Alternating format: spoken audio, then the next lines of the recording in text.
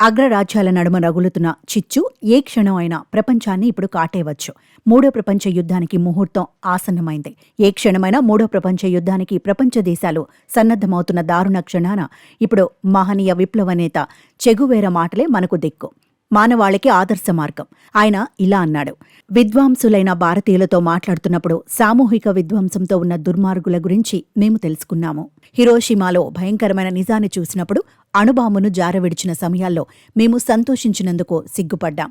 ప్రపంచ ఉనికిని అణ్వాయుధాల వల్ల కలిగే ప్రమాదానికి పరిష్కారం చూపే శక్తిగా భారతీయ ఆలోచన సరళికి మాత్రమే ఉన్నది అని చెగువేరా పేర్కొన్నాడు.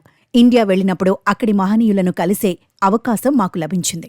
ఈనాటి మన ప్రపంచం కంటే చాలా ఉన్నతమైన శక్తిలా భారత్ కనిపించింది అని చెగువేరా క్యూబాలోని తన యజమానికి తన నివేదికలో రాశాడు.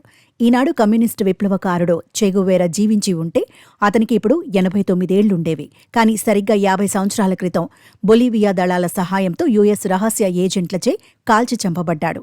1950 ఇంకా 1960ల దశాబ్దంలలో చెగువేరా అత్యంత ప్రజాదరణ పొందిన అమెరికన్ వ్యతిరేక స్వరం, ఇంకా విపరీతంగా జనం అనుసరించే కమ్యూనిస్టు నాయకుడు చెగువేరా.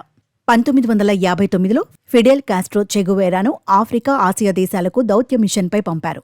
చెగువేరా జూన్ 30న భారతదేశానికి చేరుకున్నారు. చాణక్యపూర్లో కొత్తగా నిర్మించిన హోటల్ అశోకాకు ఆయనతో పాటు deputy chief protocol officer DS Khosla Palam విమానాశ్రయంలో ఆయనకు స్వాగతం పలికినట్లు రికార్డులు చెబుతున్నాయి.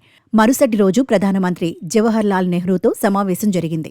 నెహ్రూ చెగువేరాను భోజనానికి ఆహ్వానించారు. నెహ్రూతో పాటు ఇందిరాగాంధీ మరియు ఆమె ఇద్దరు కుమారులు రాజీవ్ మరియు సంజయ్ కూడా భోజనానికి హాజరయ్యారని నివేదికలు సూచిస్తున్నాయి.